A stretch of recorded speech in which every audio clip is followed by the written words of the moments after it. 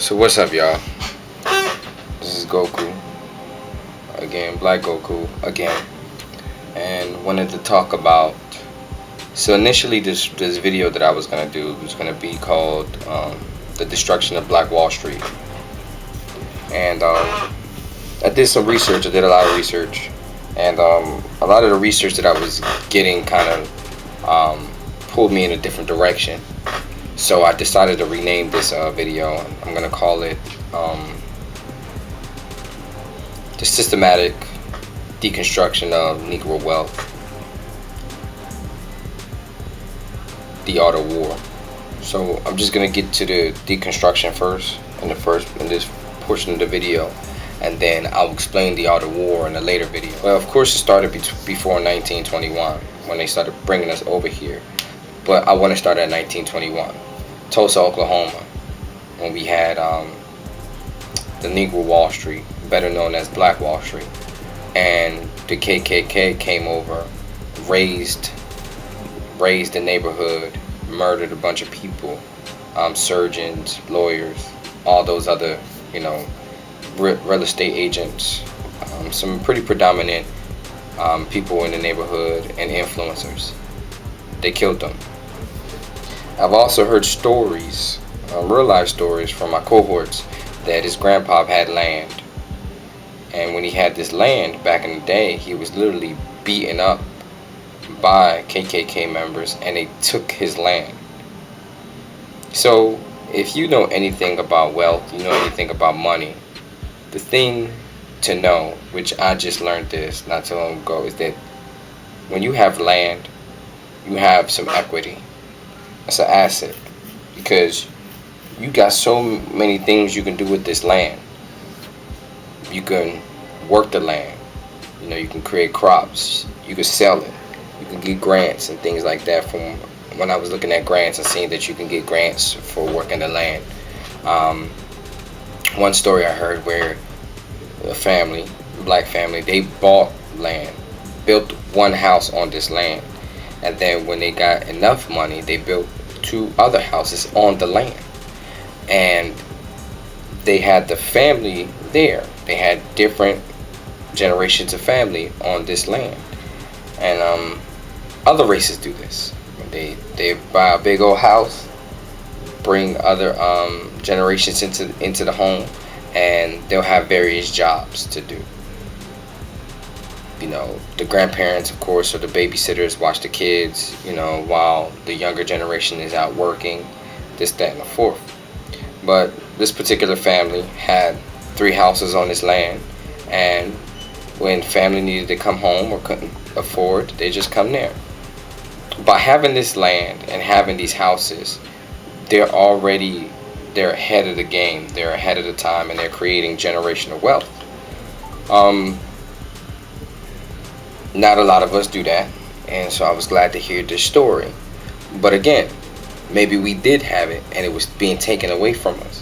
I mean, the Native Americans pretty much had the U.S. before it was the U.S., and it was taken away from them.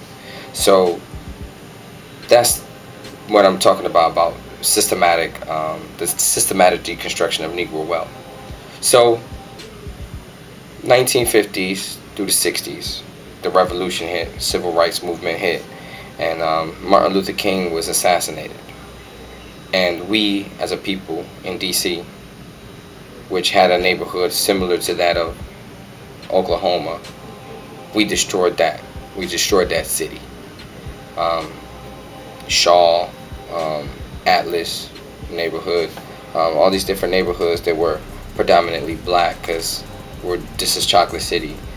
We destroyed that after Martin Luther King's assassination. And DC was limping ever since. The whites who lived in this area, they moved out, and we were left to suffer. When I say we, not me specifically, I wasn't here. I mean we as a people. We're here to suffer through DC being vacant for so long.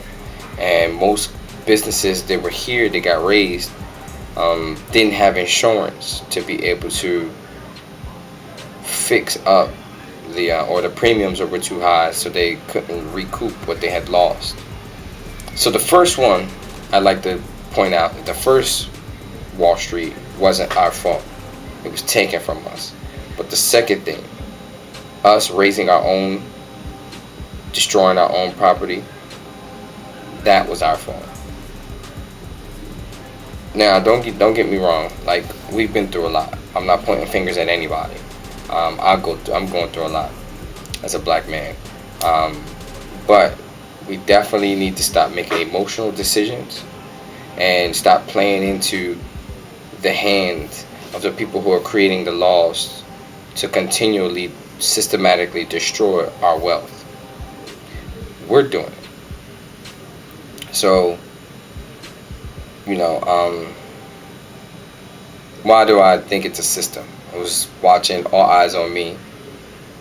It was the documentary was about Tupac, or biopsy, something like that. I don't know what's the correct term of it, but it's about Tupac.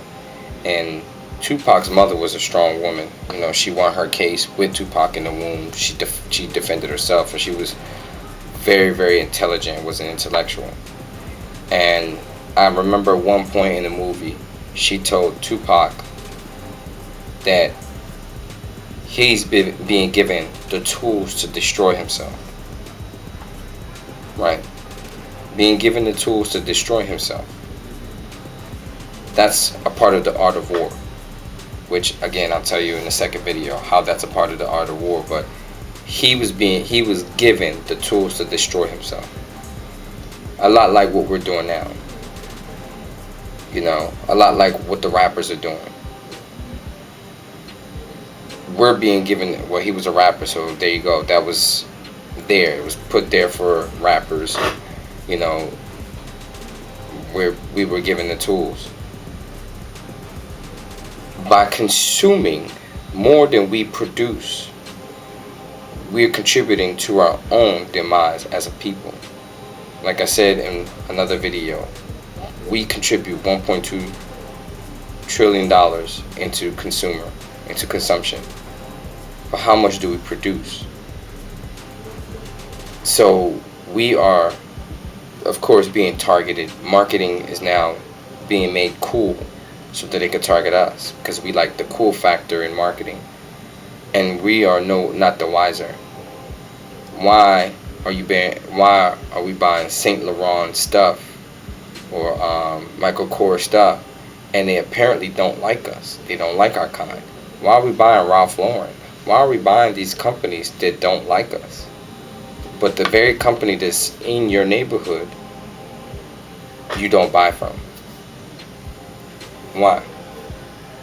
These companies advertise to us, and some of these companies have publicly spoken to us, to the public, and said they don't like our kind. They don't like us. And yet and still, we put money in their pocket. We're giving, our athletes are given this amount of an extraneous amount of money, and they still consume more than they produce. Does that make sense? You're getting millions of